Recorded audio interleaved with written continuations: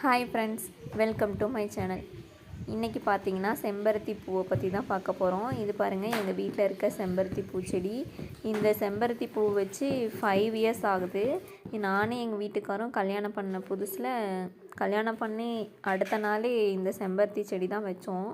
நல்லா ஃப்ரெஷ்ஷாக இருக்குது பாருங்கள். 5 இயர்ஸ் ஆச்சு இந்த செம்பருத்தி செடி வச்சு. நிறைய பூவும் இருக்குது. இந்த லீஃபும் பூவுமே வந்து நாங்கள் ஹேருக்கு யூஸ் பண்ணுவோம். ஹேர் வாஷ்க்கு யூஸ் பண்ணுவோம். நல்லா முடி சாஃப்டாக இருக்கும். இப்போ எதுக்காக நான் இதெல்லாம் சொல்கிறேன்னு பார்த்தீங்கன்னா, இன்றைக்கி செம்பருத்தி பூ வச்சு தான் கேசரி பண்ணலான்னு எல்லாம் ரெடி பண்ணிகிட்ருக்கோம். பாருங்கள், செம்பருத்தி பூ நல்லா வாஷ் பண்ணி அந்த இதெல்லாம் எடுத்து போட்டு ஒத்தடுக்கு செம்பருத்தி தாங்க யூஸ் பண்ணணும். நீங்களும் ட்ரை பண்ணி பாருங்கள். நானும் ஒரு டம்ளர் தண்ணியெலாம் ஊற்றி கொதிக்க வச்சா நல்லா ஒரு வயலட் கலரில் வந்துச்சுங்க. சரி, நாமளும் செய்வோம் அப்படின்னு சொல்லிட்டு நெய்யை ஊற்றி அடுத்தது முந்திரியை போட்டு வறுத்து எடுத்தாச்சு. என் பையன் வந்து எதுவுமே சாப்பிட மாட்டான்.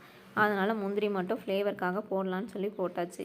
ஃப்ளேவருக்காக போட்டு முந்திரியை வறுத்து எடுத்துட்டு அதுலேயே ரவையை கொட்டி நல்லா கிளறி அதுக்கப்புறம் நம்ம ரெடி பண்ணி வச்சுருந்தோம் பார்த்திங்களா செம்பருத்தி பூவோட தண்ணி, அந்த தண்ணியை ஆட் பண்ணுங்க. ஆட் பண்ணி பார்த்தா தான் தெரியுது, கலரே வரல. கலர் வந்து லைட்டாக தான் வந்துச்சு. சரி, நமக்கு இன்றைக்கான கேசரி பார்த்திங்கன்னா வெள்ளை கேசரி தான் அப்படின்னு நினச்சிக்கிட்டு டேஸ்ட் வைஸ் ஓகேவாக தான் இருந்துச்சு. இருந்தாலும் கலராக இருந்தால் தானே பிள்ளைங்க விரும்பி சாப்பிடுவாங்க. இருந்தாலும் என் பையன் ஸ்வீட் இருக்கனால அம்மா ரொம்ப சூப்பராக இருக்குமா அப்படின்னு சொல்லி சாப்பிட்டுட்டான். நீங்களும் ட்ரை பண்ணி பாருங்கள். மேக்ஸிமம் ஃபுட் கலரை அவாய்ட் பண்ணுங்கள்.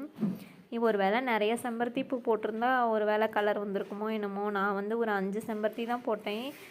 என் பையனும் விரும்பி சாப்பிட்டான். ஃபுட் கலர் தயவுசெய்து குழந்தைங்களுக்கு கொடுக்காதீங்க ஃப்ரெண்ட்ஸ். உங்களுக்கு பிடிச்சிருச்சுன்னா கமெண்ட் பண்ணுங்கள், ஷேர் பண்ணுங்கள். Bye friends.